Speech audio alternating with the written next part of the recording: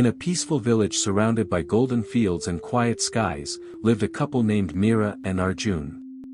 Their story wasn't one of luxury or grand gestures, it was made of simpler things: long walks in the evening, shared cups of tea, handwritten letters, and dreams whispered under the stars.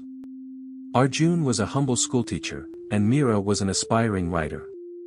They had little, but they had everything that truly mattered: love, understanding, and above all, trust. Arjun was the kind of man who believed more in actions than words. He built their home with his hands, supported Meera's passion for storytelling, and never once complained when times were tough. Meera, in turn, filled that home with light, with laughter, hope, and warmth. Her words were not only written on paper but reflected in the way she loved, deeply and loyally. One day, Meera received a letter that changed their quiet lives. A well-known publishing house in the city had selected her short story for publication. It was a dream she had buried long ago. Arjun was proud. He kissed her forehead and told her, "You were always meant for more." But as days passed and Meera began traveling to the city, attending meetings, and getting calls from editors, something began to shift. Arjun smiled less. He began to question small things: why she stayed out late, who she was talking to, and why she had become so quiet.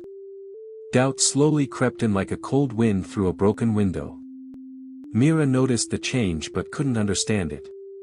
She was working hard to make them both proud. But Arjun's silence became distance, and his love began to feel conditional. One evening, when Meera returned from the city, Arjun stood at the door, not with a smile, but with suspicion in his eyes. "Who are you becoming, Meera?" he asked. "A woman chasing her dream, with you by her side," she replied softly. "But are you still mine?" he whispered.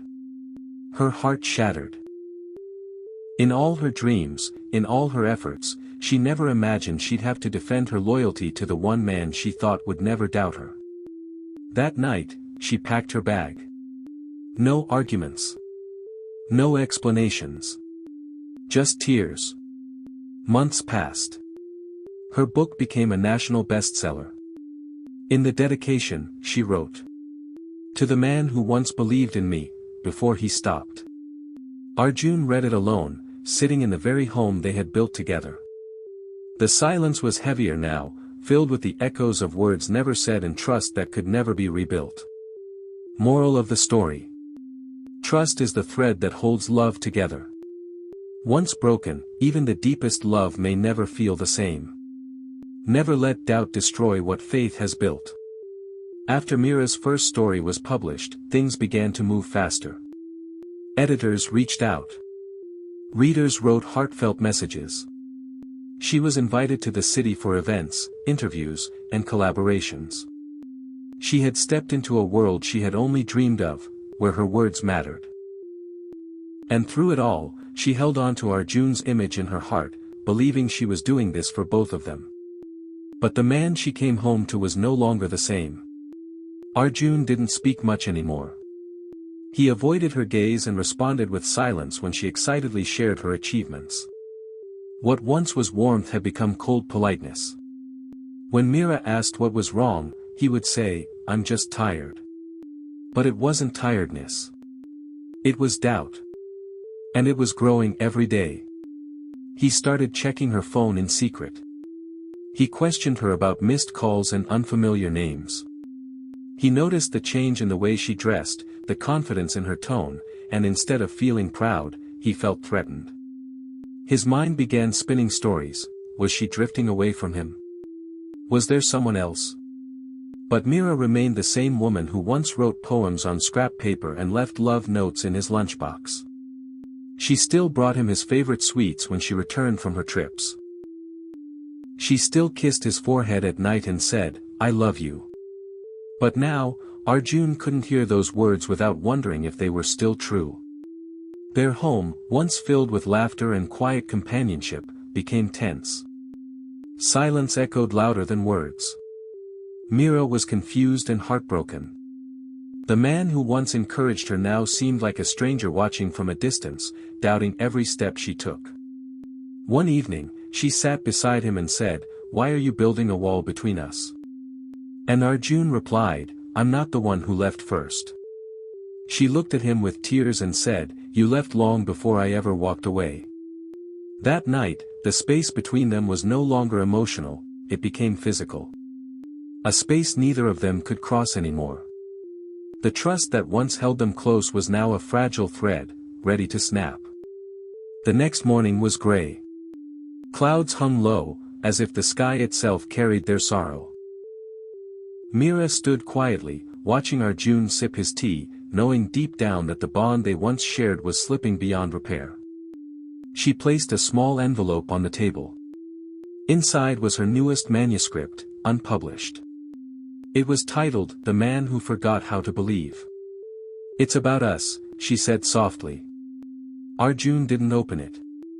He just stared at it, as if it were too heavy to touch. Then came the question, the one that would seal their fate. "Do you still love me, Arjun?" He looked at her, eyes tired. "I don't know. I can't tell what's real anymore." That answer didn't need explanation. Doubt had won. It had choked the roots of love until nothing beautiful could grow anymore. Meera walked into their room, packed her bag slowly, carefully, as if she were closing a chapter with every folded shirt. She looked around one last time, at the walls they had painted together, at the photographs, at the small vase where she once kept wildflowers from the garden. She whispered, "I waited for you to believe in me again, but you never did." She left the manuscript and the keys on the table and walked out without another word. Years later, Arjun would read that manuscript, alone, in the silence of the house they once shared. Meera had become a celebrated author. Her words touched millions, but Arjun knew, deep inside, that the best parts of her were written for a man who failed to trust her when it mattered most. He would replay that moment again and again, the moment when she asked him, "Do you still love me?" And he gave the wrong answer. Final moral. Doubt doesn't need evidence, it just needs fear. But trust needs courage, patience, and love. If you let doubt speak louder than love, you'll lose the very person who stayed to fight with you. If her story touched your heart, don't forget to like, share, and subscribe, because this is Text to Heart, where stories speak to your soul and awaken your spirit.